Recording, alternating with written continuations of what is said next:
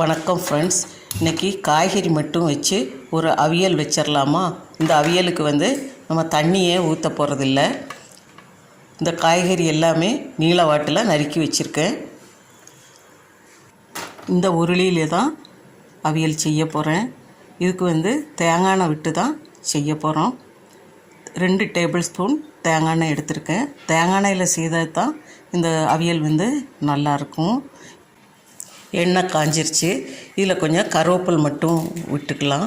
இதுக்கு நம்ம தாளித்து கொட்ட போகிறதில்ல. இதுலேயே நம்ம காயெல்லாம் போட்டுடலாம்.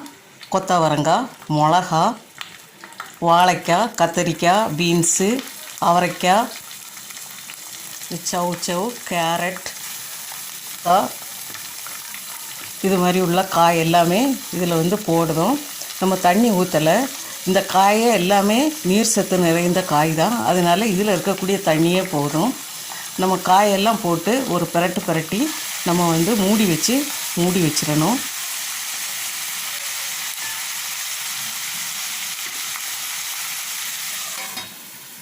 இந்த காய்கறி கலவைக்கு போடுறதுக்கு நான் அரை மூடி தேங்காய் செருவி வச்சுருக்கேன்.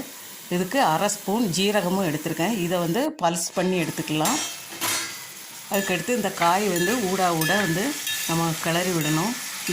காய் கொஞ்சம் சுருண்டு வந்ததும் கொஞ்சம் மஞ்சப்பொடி, அரை ஸ்பூன் வத்தப்பொடி, இந்த காய்க்கு தகுந்தபடி நம்ம உப்பு போடணும். போட்டு நல்லா கிளறி விட்டுறணும். காய் நல்லா அவிய விடணும். வத்தப்பொடி போடும்போது கொஞ்சம் பார்த்து போடணும். ஏற்கனவே நம்ம ஒரு 4 மிளகா போட்டிருக்கோம்.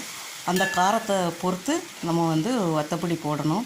அதுக்கப்புறம் இதை கிளறி விட்டு கொஞ்சம் வேக விட்டதுக்கப்புறம் நம்ம இன்னும் கொஞ்சம் டேஸ்ட்டு கூட்டதுக்கு ஒரு சின்ன ட்ரிக்கு செய்ய போகிறோம். அது வேறு ஒன்றும் இல்லைங்க. வாழை இலையை அதில் போட்டு மூடி தட்டு வச்சு மூட போகிறோம். அப்போ அதில் உள்ள டேஸ்ட்டும் அந்த வாழை இலையிலேருந்து ஒரு சத்தும் அந்த அவியலுக்கு கொஞ்சம் நல்ல மணமாக இருக்கும்.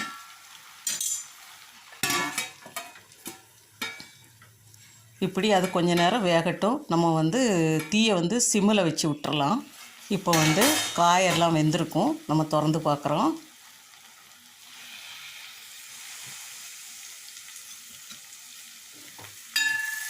காயெல்லாம் நல்லாவே வெந்துருச்சு. இப்போ புளிக்காத தயிரை ஒரு 2 டேபிள் ஸ்பூன் நம்ம ஊற்றுறோம். ஏற்கனவே நம்ம மாங்காய் போட்டிருக்கோம். அதுலேயும் புளிப்பு இருக்கும். கொஞ்சமாக தயிர் அதில் போட்டுக்கிறோம். இதை போட்டு நல்லா கிளறிட்டு இப்போ அவிஞ்சிருக்கான்னு பார்த்துக்கலாம். பார்த்துட்டு நம்ம அதோட தேங்காயும் போட்டு நம்ம நல்லா கிளறிக்க போகிறோம்.